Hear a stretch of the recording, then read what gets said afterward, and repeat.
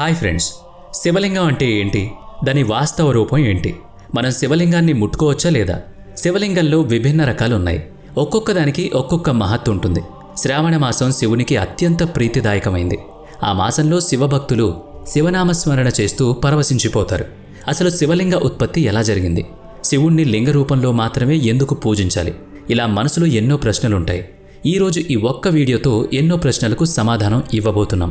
అందుకని వీడియోని ఎక్కడ స్కిప్ చేయకుండా పూర్తిగా చూడండి. ముందుగా ద్వాదశ జ్యోతిర్లింగాలు అని పిలువబడే అత్యంత మహిమాన్వితమైన శివలింగాల గురించి తెలుసుకుందాం. 12 జ్యోతిర్లింగాలున్నాయి. అవి రామనాథస్వామి లింగం రామేశ్వరం, శ్రీశైల క్షేత్రం మల్లికార్జున లింగం శ్రీశైలం, భీమశంకర లింగం భీమాశంకరం, ఘృష్ణేశ్వర జ్యోతిర్లింగం ఎల్లోరా గుహలు, త్రయంబకేశ్వర లింగం త్రయంబకేశ్వరాలయం, సోమనాథ లింగం సోమనాథ్, నాగేశ్వర లింగం దారుకవనం ద్వారక, ఓంకారేశ్వర అమరేశ్వర లింగాలు ఓంకార క్షేత్రం, మహంకాళ లింగం ఉజ్జయిని, వైద్యనాథ జ్యోతిర్లింగం చితాభూమి, విశ్వేశ్వరలింగం వారణాసి, కేదార్నాథ్ ఆలయం. ద్వాదశ జ్యోతిర్లింగాల గురించి తెలుసుకున్నాం కదా. ఇవి ద్వాదశ జ్యోతిర్లింగాలు. వీటి గురించి తెలుసుకున్నాం కదా. అయితే అసలు శివలింగం అంటే ఏంటి? శూన్య ఆకాశము, అనంత బ్రహ్మాండము, నిరాకార పరమపురుషునికి సంకేతం శివలింగం. స్కంద పురాణం ప్రకారం ఆకాశం శివలింగ రూపం, వాతావరణ మార్పుల ద్వారా తిరిగే భూమి అనంత బ్రహ్మాండం శివలింగ రూపమే. శివుని యొక్క నిరాకార స్వరూపం శివలింగం. శివలింగాన్ని పూజించడం ఎప్పుడు మొదలైంది? ఇది చాలా మహత్వపూర్ణ ప్రశ్న. ఎందుకంటే మన సనాతన ధర్మంలో ఒక స్వరూపాన్ని, విగ్రహాన్ని పూజించడం అసలు ఎప్పటినుంచి ఉంది అన్నది కూడా దీని ద్వారా స్పష్టం అవుతుంది.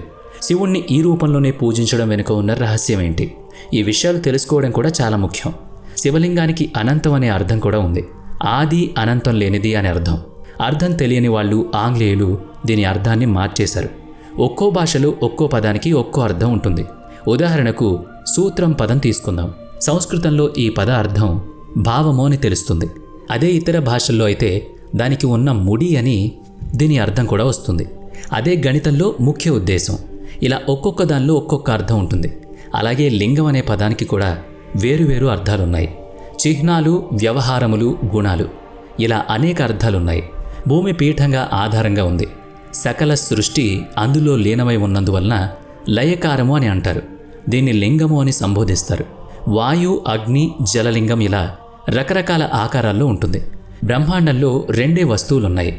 ఒకటి కాంతి, మరొకటి పదార్థం. మన మానవ శరీరం పదార్థంతో నిర్మితమైంది. అందులో ఆత్మ కాంతితో నిండి ఉంది. అలాగే శివుడు కూడా పదార్థం, ఇంకా శక్తి, కాంతిలో నిండి ఉంది. అందుకే శివలింగం అయింది. శివలింగాన్ని పూజించడం వలన అన్ని దుఃఖాలు దూరం అవుతాయి, మనోభీష్టాలు నెరవేరుతాయి. బ్రహ్మాండంలో ఉన్న సకల శక్తి పదార్థాలు శివలింగంలోనే నిక్షిప్తమై ఉన్నాయి. శివలింగం మన బ్రహ్మాండం యొక్క ఆకృతి. శివలింగం శివపార్వతుల అర్ధనారీశ్వర తత్వం. ప్రకృతి పురుషుని యొక్క సమానత్వమే ఆ రూపం. అంటే సృష్టిలో ప్రకృతి, పురుషుడు వేరువేరు కాదు, ఇద్దరూ ఒక్కరే. అలాగే ఆ 2 ఉంటేనే సృష్టి పూర్తవుతుంది. ఒకరు ఎక్కువ, ఒకరు తక్కువ కూడా కాదు. పురాణాల ప్రకారం కొన్ని వేల సంవత్సరాల పూర్వం విక్రమనామ సంవత్సరంలో భయంకరమైన ఉల్కాపాతం సంభవించింది. అప్పుడే శివుడి ఆవిర్భావం జరిగింది. భూమి మీద ఎక్కడెక్కడైతే ఉల్కాపిండాలు పడ్డాయో అక్కడ శివలింగాలు ఏర్పడ్డాయి, మందిరాలు నిర్మితమయ్యాయి. అలా కొన్ని వేల శివలింగాలు ఏర్పడ్డాయి. నిజానికి 108 జ్యోతిర్లింగాలున్నా ఇప్పుడు కేవలం 12 మాత్రమే ముఖ్యంగా మిగిలాయి. శివపురాణం ప్రకారం ఒక జ్యోతి ఈ ఉల్కపిండాలు పడిన చోట పడడం, అది కొంచెంసేపు అలాగే ఉండడం వలన ఈ జ్యోతిర్లింగాలు ఏర్పడ్డాయి.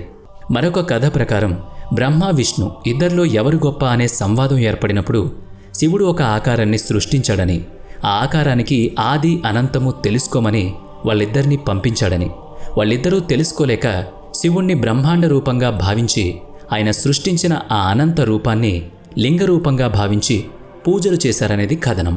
అప్పట్నుంచి శివుణ్ణి పరబ్రహ్మ స్వరూపంగా భావించి జ్యోతిర్లింగాలను కూడా పూజిస్తున్నారు అంటారు. నిజానికి హిందూ ధర్మంలో ఒక ఆకారానికి లేదా ఒక రూపానికి పూజ చేసేవారు కాదు. శివుడిని శివలింగ రూపంలోనూ, విష్ణువుని సాలగ్రామ రూపంలోనూ పూజించేవాళ్ళు. ఇక 3వ నమ్మకం. ఒకప్పుడు శివుడి ఆకారాన్ని పూజించే వారితో పాటు వాటి మీద నమ్మకం లేని వాళ్ళు కూడా పూజలో కూర్చునేవాళ్ళు. వాళ్ళు శివుడు నిరాకారుడని, జ్యోతి స్వరూపుడని, లింగాకారంలో మాత్రమే పూజించాలని పదే పదే చెప్తూ ఉండడం వలన శివలింగానికి పూజ చేయడం మాత్రమే అలవాటైంది అని కొందరంటారు. ఆ తర్వాత మెల్లమెల్లగా నాగులను, యక్షులను కూడా పూజ చేయడం మొదలుపెట్టారు. అలా జైన ధర్మం కూడా మొదలైంది. బౌద్ధ మతంలో బుద్ధులు, జైన మతంలో మహావీరుడు ప్రసిద్ధి పొందిన తర్వాత రాముడికి కృష్ణుడికి కూడా విగ్రహాలను ఏర్పరిచారు. వారికి కూడా పూజలు మొదలయ్యాయి. ఇలా అనేవాళ్ళు కూడా ఉన్నారు. ఇక 4వ నమ్మకం, పురాతత్వ శాస్త్రవేత్తలు ఇదివరకు మెసపటోమియా, బాబిలియన్లో కూడా శివలింగ పూజ చేసేవారని, అందుకు సాక్ష్యాలు కూడా దొరికాయని చెప్పారు. అంతేకాదు ఎల్లోరా, మొహంజదారోలో కూడా శివలింగ పూజలకు సంబంధించిన ఆనవాళ్లు ఉన్నాయి. నాగరికత మొదలైన తర్వాత పశుపక్షాదులను పూజించడం మనకు అలవాటైంది. అలా పశువులను, పశుపతినాథుడిని కూడా పూజించేవాళ్ళని కూడా అంటూ ఉంటారు. సైంధవ ధర్మంలో 3 ముఖాలు ఉన్న ఒక పురుషుడి ఆకారం ఉన్న విగ్రహం లభించింది. శివలింగానికి సంబంధించిన 4 అద్భుతమైన రహస్యాలు మీకు తెలుసా? లేకపోతే ఇదిగో తెలుసుకోండి. శాస్త్రాల్లో శివుణ్ణి కళ్యాణకారుడిగా భావిస్తారు. బ్రహ్మాండానికి, శరీరానికి చాలా పోలికలుంటాయి. మన భృకుటి ఆత్మ వంటిది. అందులోనే శివలింగంలో ఉండే జ్యోతి స్వరూపం ఉంటుంది. అంటే మనలో కూడా జ్యోతి స్వరూపం ఉంటుంది అని అర్థం. జ్ఞానం లేని వాళ్ళు అజ్ఞానులు. ఈ విషయాన్ని తెలుసుకోలేరు. ఇక శివలింగానికి సంబంధించిన 4 రహస్యాలు తెలుసుకుందాం. శివలింగం నిరాకారమైంది. అది అంతం లేనిది. బ్రహ్మాండానికి మూలమైనది. మహేశ్వరుడు, శివుడు కూడా శివలింగానికి పూజలు చేస్తారు. నిరాకార పురుషుని స్వరూపమైనందువల్ల శివలింగానికి అంత మహత్తు ఉంది. స్కంద పురాణాన్ని అనుసరించి భూమి శివలింగానికి పీఠం.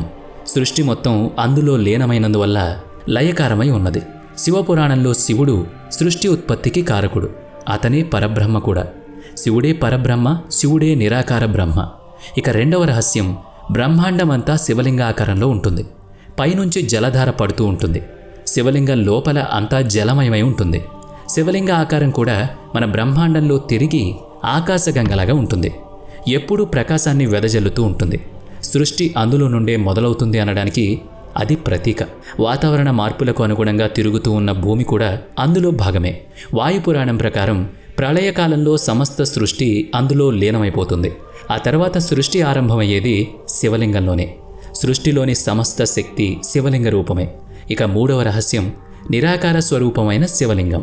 పురాణంలో శివలింగానికి ఎన్నో పేర్లున్నాయి.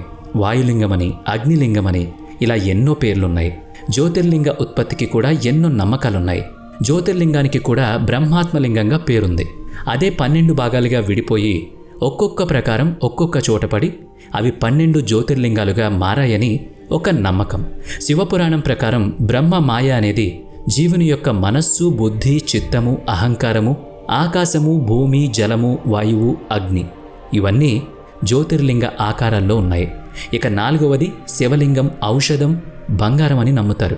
వేదాలను అనుసరించి తమలపాకు, మర్రి ఆకులు, రావి ఆకులు పీఠమునందు ఉన్న జలములో పడి అవి ఔషధాలుగా మారతాయి, బంగారంగా మారతాయి. ఎవరైనా వీటిని అర్థం చేసుకుని శాస్త్రాల్లో ఔషధాలను, బంగారాన్ని తయారు చేయాలి అనుకుంటే వారికి బాగా ఉపయోగపడుతుంది. ఆ పీఠం మీద పడిన ఆకులు శివలింగంలో ఉన్న నీటితో కలిసి ఔషధ మొక్కలుగా తయారవుతాయి. సర్వ మానవాళికి ఉపయోగపడతాయి. ఇది శివలింగం గురించి ఎన్నో రహస్యాలతో కూడిన విశేషం. మరి ఈ వీడియో మీకు నచ్చినట్లయితే లైక్ చేయండి, షేర్ చేయండి. ఇప్పటి వరకు మన ఛానల్ని సబ్స్క్రైబ్ చేసుకున్నట్లయితే ఇప్పుడే సబ్స్క్రైబ్ చేసుకుని పక్కనే ఉన్న బెల్ ఐకాన్పై క్లిక్ చేయండి.